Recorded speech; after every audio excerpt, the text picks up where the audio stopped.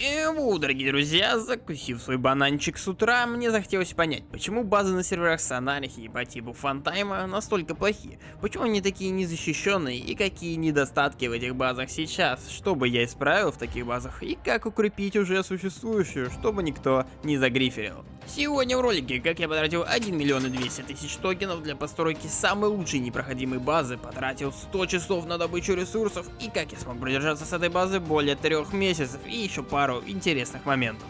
Итак, давайте начнем с того, что все мы, добыв определенное количество ресурсов, начинаем строить себе базу. Выделив себе приватик, проломив все до бедрока, начинаем заполнять песком душ. А потом наполняем все водой, чтобы ни один грифер не смог нас загриферить. Но, к сожалению, как мы знаем, такие базы достаточно легко гриферить при минимальных затратах. И тут сложнее сказать, что тебе поможет, только если... Наиграв достаточно на серверах Сонархии, я понял, что больше и затратней не равно безопасность.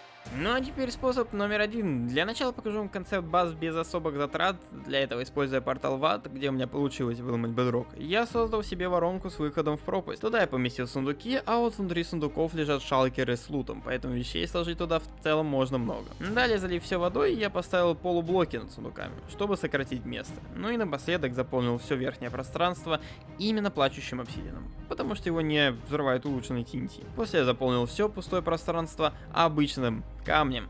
С такой базой я продержался целый вайп, спокойно храня все свои вещи. И, кстати, не используйте на таких базах приват, потому что существует команда RTP Base. Ну и подключите уведомления для рейдов. Бля. Ну и вернемся к большим базам и способу 2. Бывают моменты, когда вещей очень много настолько, что первый способ не подходит. Интересно, сколько вы должны играть, что прям настолько. Но да ладно, будем модернизировать эту базу. Первое, что бы я сделал, это не создавал бы паттерн из песка душ и магмы, а только из песка душ. Иначе, скинув вам песок с TNT, взорвут всю базу. Просто недавно сам такую рейдил. Второе. В центре нашей базы, где сундуки, установим обычный, всем известный вертикальный и горизонтальный генератор камня. Кстати, я узнал, что много кто не знает, как его построить, поэтому вот вам быстрый гайд на вертикальный генератор. Примерно по той же схеме строится и горизонтальный. Возможно, вы знаете способов компактнее, спорить я с вами не буду.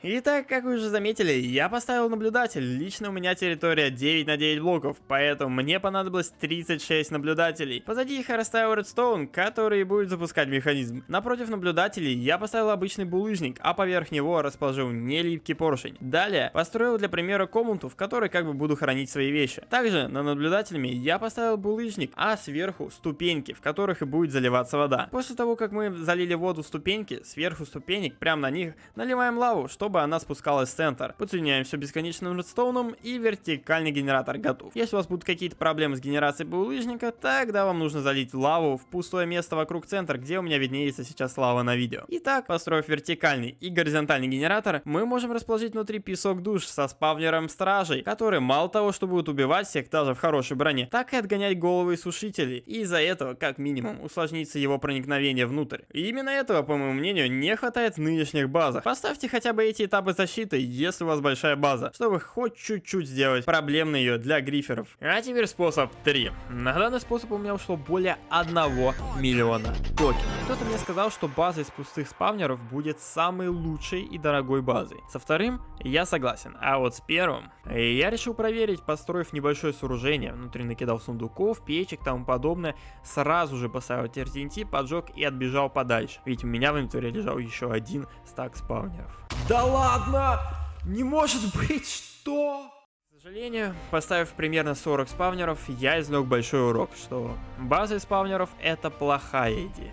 Возможно, на каких-то серверах спавнеры нельзя взорвать, вроде Holy World обладает такой фишкой, но на серверах, где я играл, это не сработало. Но не стоит грустить, и что я могу посоветовать для 4-го типа баз? Это, думаю, большое количество только плачущего обсидиана. Так как его нельзя взорвать TNT, мне стала интересна эта идея, и я отправился в ад для добычи плачущего обсидиана. Пройдя более 4000 блоков и успев чуть не погибнуть аж 3 раза, наконец-то, за это время я нахожу данж пинглинов, у которых за золото смогу получить все, что мне надо. На мое удивление, на самом деле, с первой же попытки я нахожу нужного мне пинглина, который сразу же бросает мне плачущий обсидиан. Побыв в аду проведу еще несколько часов, не встретив ни одного игрока на одном и том же месте, торгуюсь с одним и тем же пинглином, который периодически даже скидывал мне по аж 2 плачущего обсидиана, смог добыть я 2 стака обсидиана в аду. Также я решил попытать удачу и по РТП, чтобы найти незалутанный портал. Спустя пару минут я его нахожу. Был ли я рад? Очень, ведь с одного такого портала я смогу добывать аж по 20 плачущего обсидиана, что эквивалентно 15 минутам в аду. Про аукцион я тоже не забыл, там я смог по низкой цене купить песок душ и обсидиан, но, к сожалению, не плачущий обсидиан, его там попросту не было. Что я могу сказать? Мою базу рейдили 8 раз, и все эти 8 раз были отражены. И вот слои моей базы, которую я построил. Первый слой это спавнера, если они у вас работают. В моем же случае это ограда из булыжников, в которую я влил воду. Далее сверху слой воды с песком душ, после слой из плачущего обсидиана, который покрыт водой также с песком душ. После этого я установил вертикальный генератор камня и залил его водой с песком душ и спавнером стражей. Сверху базу я просто сделал слой из плачущего обсидиана и над ним слой из песка душ с водой в высоту 20 блоков. Моя база находилась в бедроке и на стыке двух барьеров, что давало мне сэкономить ресурсы. А еще у меня стоял приват, что скорее сюда и привело 8 человек, но мою базу так и не смогли загриферить.